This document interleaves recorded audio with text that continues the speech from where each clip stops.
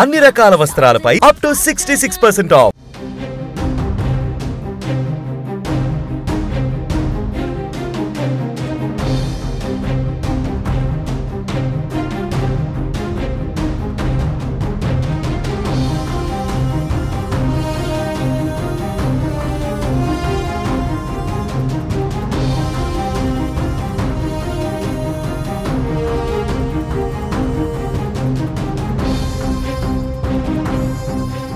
అందరికీ నమస్కారం. నేను Swaroopa Putlapalli. Welcome to Suman TV.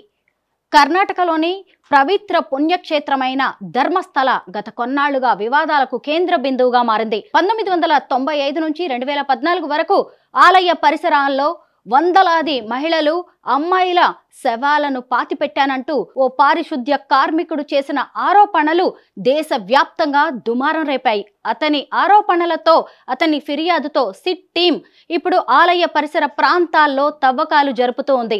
అసలు ఇదంతా కుట్రనా?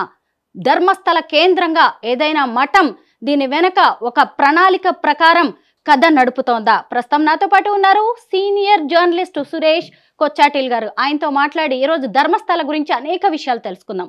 సరే, నమస్తే. నమస్కారం. ధర్మస్థల గత కొద్ది రోజులుగా పెద్ద ఆరోపణలకు, విమర్శలకు కేంద్ర బిందువుగా మారింది. దీని మీద మీరు ఏమంటారు సార్? రేపు ఇదంతా చేసిన తర్వాత ఒక హైపోథెటికల్ సిచ్యువేషన్ తీసుకుందాం. ఏం దొరకదు అనుకోండి. అప్పుడు ఈ ఆరోపణలు చేసిన వాళ్ళు ఏం చేస్తారు? అప్పుడు కథ అంతా మారిపోతుంది కంప్లీట్. ఈ కమ్యూనిటీని, వీరేంద్ర హెగ్డే అని పేరు, ఆయన రిప్రజెంట్ చేస్తున్న కమ్యూనిటీని అక్కడ జైన్ బంట్ కమ్యూనిటీ అంటారు. వాళ్ళు జైన్ వైపు నుంచి ఉంటారు. హిందూ మతానికి చెందినదే జైన్ మతం. తో హిందూ అంటే చరిత్రను వీళ్ళు చెప్తుంటారు, కానీ చాలా మటుకు వాళ్ళు జైన్ కమ్యూనిటీ ఉంటారు. హెరిడిటరీగా ఆయన వాళ్ళ నాన్నగారు దానికన్నా ముందు ఉన్నారు. దాని తర్వాత ఆయన టేక్ ఓవర్ చేసుకున్నారు. అది 1968లో టేక్ ఓవర్ చేసుకున్నారు.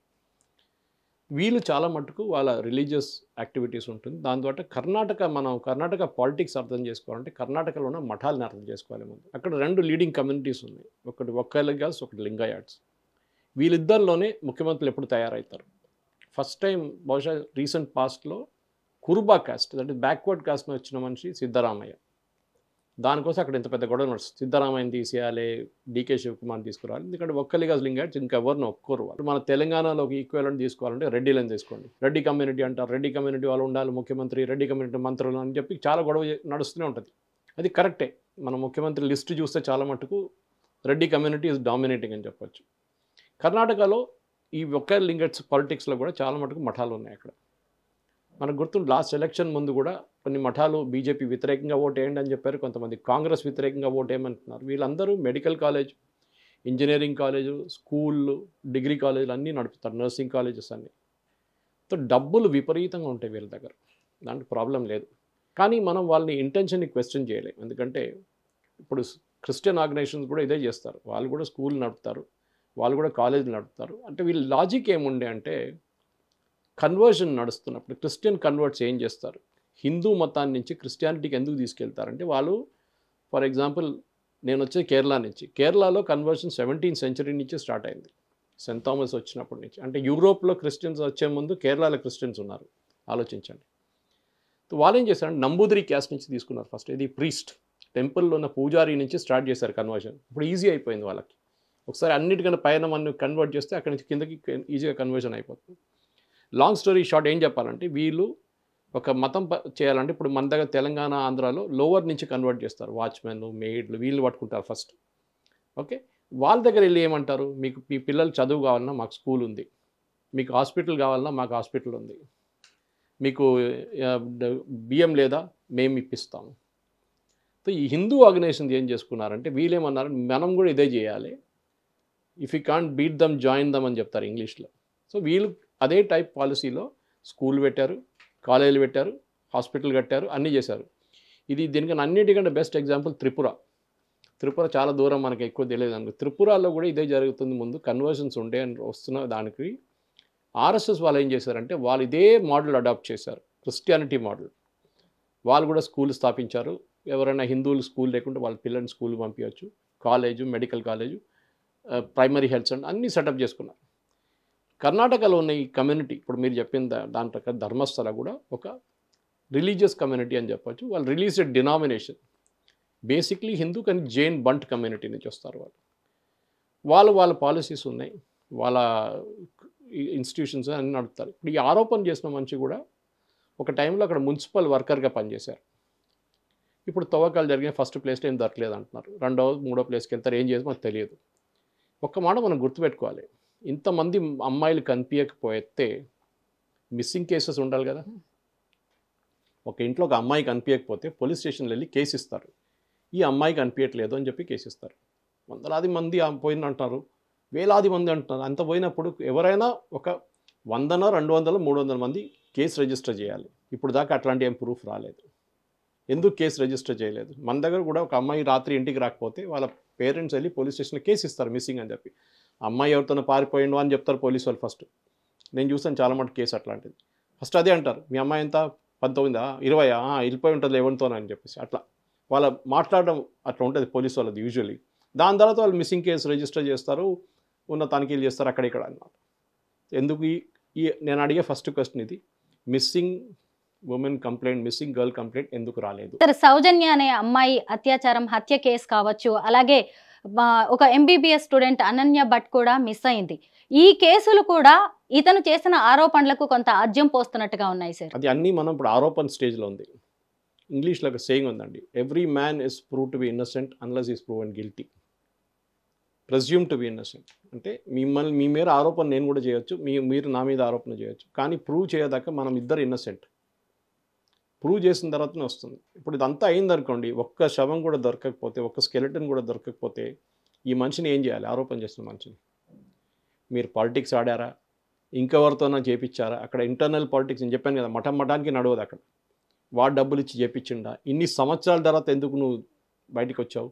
దీనికి ముందు ఎందుకు కంప్లైంట్ చేయలేదు? వాడు ఏమంటున్నాడు, నేను అక్కడ ఉన్నాను, పని చేస్తాను, చంపేస్తా అన్నారు, అదే ఆరోపణలు చేస్తారు చాలా మాట. ఇది చాలా ఉన్నాయి ఇట్లాంటి కేసెస్ అండి. నార్త్ ఇండియాలో కూడా మనం చూసాం కొన్ని కేసులు, అక్కడ ఇక్కడ ఉన్నాయి, బాడీస్ ఉన్నాయని చెప్పారు, అది ఉన్నాయి, ఏం రాలేదు, దయ్యం దొరకలేదు. దాని తర్వాత రామ్ రహీం కానివ్వండి, మిగతా వాళ్ళది చాలా మట్టుకు ఇట్లా ఆరోపణలు వచ్చినాయి. ఈ ఆరోపణలు చేయడం, ఈవెన్ ఆసారాం బాపు కేసులో కూడా మనం చూసాం చాలా మటుకు ఆరోపణలు వచ్చినాయి. అందరూ స్వామిలని చెప్పట్లేదు, ఇది అన్ని రిలీజియస్లో ఉన్నాయి. ఇది మన యూపీలో ఒక యూపీ ముస్లిం స్వామిని పట్టుకున్నారు. ముస్లిం స్వామి అంటే ఆయన చేసేది ఇదే పని. అక్కడ కూడా ఆరోపణలు వచ్చినాయి, కొంతమంది అమ్మాయిలు వచ్చి కంప్లైంట్ చేశారు ఇట్లా జరిగిందని. See that is the different one. ఎందుకంటే ఒక లివింగ్ అమ్మాయి అంటే బతుకున్న వాళ్ళు వచ్చి ప్రూఫ్ పోలీస్ స్టేషన్ చెప్పినప్పుడు దానికి కొంచెం ప్రసక్తి ఎక్కువ ఉంటుంది. వాళ్ళు దే రియలీ బికమ్ విట్నెస్. చనిపోయిన ఒక మనిషిని తీసి మనం ఏం చేయలేము. So in this case special investigation team investigate చేస్తున్నారు. మనం దానిలో వెళ్ళి పడక్కర్లేదు, ఎందుకంటే ఆల్రెడీ కోర్టు ఒక ఆర్డర్ ఇచ్చారు, లోకల్ కోర్ట్ కర్ణాటకలో. ఈ న్యూస్ గురించి అక్కడ ఉన్న ఇండివిజువల్స్, వీరేంద్ర హెగడే కానివ్వండి, వాళ్ళ బ్రదర్ గురించి ఏం మాట్లాడకూడదు, వాళ్ళ మీద ఆరోపణ చేయకూడదు అని చెప్పి యూట్యూబ్కి, సోషల్ మీడియా, మిగతా సోషల్ మీడియా, ఇన్స్టాగ్రామ్ కానివ్వండి, ఫేస్బుక్ కానివ్వండి, అందరు ట్విట్టర్కి ఇన్స్ట్రక్షన్స్ ఇచ్చారు. వాళ్ళు పుల్ డౌన్ కూడా చేశారు చాలా మటుకు స్టోరీస్. మీరు హ్యాష్ ట్యాగ్ పెట్టగానే పుల్ డౌన్ చేస్తున్నారు దాని స్టోరీని. సో అట్లాంటి ఆరోపణ మనం ఎవరి మీద చేయకూడదు. వెయిట్ ఫర్ ద ఇన్వెస్టిగేషన్, దాన్ని బట్టి మనం డీటెయిల్గా తర్వాత మాట్లాడుకుంటాం. సరే, ఒక మాజీ పారిశుద్ధ్య కార్మికుడు చేసిన ఆరోపణలను పట్టుకొని ఇప్పుడు ఒక పెద్ద ఆలయ పవిత్రతను, విశిష్టతను మసకబారేలా చేయడం అనేది ఎంతవరకు కరెక్ట్? ఎందుకంటే ఇక్కడ కర్ణాటకలో మఠాలు ఎక్కువగా రాజకీయంగా కూడా ప్రభావం చూపిస్తూ ఉంటాయి. దీని వెనక ఎవరి పాత్ర అయినా ఉండవచ్చు అంటారా? ఇంటర్నల్ పాలిటిక్స్ ఉంటుందండి. ఈయన ఎందుకు ఆరోపణలు చేసిండు, ఇన్ని రోజుల తర్వాత, ఇన్ని సంవత్సరాల తర్వాత ఎందుకు ఆరోపణలు చేస్తున్నాడు, ఇదన్నీ ఉంటుంది. ఆయన మున్సిపల్ వర్కర్గా ఉంటున్నా అంటే కొన్ని కేసెస్లో, కొన్ని ఇన్సిడెంట్స్లో వాళ్ళ తోడు పనిచేస్తున్నారు అంటున్నాడు, వాడు ఎప్పుడు తాగి ఉంటాడని చెప్తున్నారు. యూజువలీ అదే ఉంటుంది, వీళ్ళకి ఆ స్మెల్ తట్టుకోలేక వీళ్ళు తాగుతారు. మున్సిపల్ ఎంప్లాయీస్ చాలామంది, గార్బేజ్ లిఫ్టర్స్ వాళ్ళందరూ ఉంటారు. అందరని చెప్పట్లేదు, మోస్ట్ ఆఫ్ దమ్. వాళ్ళని సింపథైజ్ చేయాలి, ఎందుకంటే వాళ్ళ పని అది. చాలా ఎవరు చేయరు అది పని అంతా.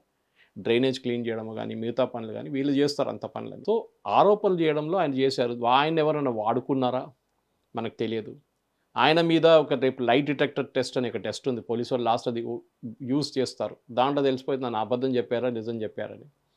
మన దగ్గర ప్రాబ్లం ఏంటంటే, దీనికన్నా ముందు కూడా చాలా కేసెస్లో మనం హత్రస్ నుంచి నార్త్ ఇండియాలో చాలా టెంపుల్స్లో జరిగినది అని చెప్పేసి ఆరోపణలు వచ్చిన తర్వాత ఇన్వెస్టిగేషన్లో బయటపడిందంటే ఇది ఇంటర్నల్ పాలిటిక్స్.